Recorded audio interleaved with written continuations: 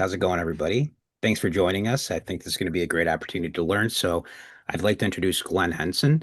Glenn Hansen is a founder and CEO of REDUCE2. Glenn and I serve the committee at Sustainability for EDPA. And Glenn comes from a company called BPA Worldwide, which he served 43 years. And out of those 43 years, he did 23 years as CEO. So Reduce 2 focuses on creating and certifying sustainability standards in the events industry, of course, helping companies achieve that net zero emissions. So at the same time, these companies offer carbon footprint calculations, sustainability certifications, and EcoVeris advisory for creative agencies. Glenn has developed sustainable standards for EDPA, ESCA, which are now used for events and exhibit managers to ensure sustainability in their supply chains. Some notable partnerships with Reduce 2 are partners with Meritson, providing carbon footprint analysis for clients like Amazon, MasterCard, Toyota, and many more. So, Glenn, welcome to the webinar. And of course, we'd love to learn about sustainability. So, let's get started with that. Great to be with you, Joe. Hello, everybody. So, Glenn, as we know here, we've worked hard in the last few years on creating the guidelines. And when it comes to sustainability, we want to learn a lot from it. To begin with that, of course, as we know, starting something like this and sustainability tends to be a challenge. So, for companies that are just beginning, Glenn, on that sustainability journey, what are the most important first steps? I would say you don't know what you don't know. And if you have not done anything with respect to sustainability, you have a lot of reading ahead of you. I think all driven towards what I would call a gap analysis. And that is make an assessment of where you are, where the company is relative to where you think you want to be, and then start on the journey. And when we wrote the EDPA ESCA, and I guess we should also say EIC, but the trifecta, when we wrote that guidance, part of it was intended to answer that question, Joe.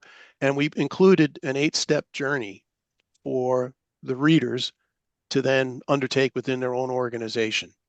And when we wrote the guidance, we looked at all of the existing standards that were in the marketplace, and we drew from those, including the EIC, their Sustainable Event Standards, and the ISO 2012-1, which is Sustainable Event Management System. And the 8 steps largely tie into the ISO 2012 management system approach in terms of how do you decide what the impact really is of what you're doing, regardless of where you are in the supply chain, and then talk to stakeholders, certainly starting internally, and what do they all think about sustainability. When I first started in the sustainability space, which was 2009, 2010, I thought sustainability meant keeping things alive, keeping your business going. And I went off to a training session, as you do, on corporate social responsibility. And at the end of that, I told them I was very frustratingly informed. And they said, "What do you mean by that?" And I said, "Well, I was a CEO, and you like to be the first one to do things. You like to be the one who thinks that we should be doing some things, come up with some creative solutions. And in this case, they were telling me something I didn't know anything about. And so I was frustrated by what I was seeing, and that, A, I didn't hear about it before, again, 2009, 2010, but I was frustrated by what could happen if I got it wrong. And so I would suggest for our viewers today that they should find a champion within their organization, someone who has an aspiration, that likes the notion of sustainability. And in my case, with the company name REDUCE2, that stems from reducing climate change by 2 degrees Celsius and even trying to get it down to 1.5.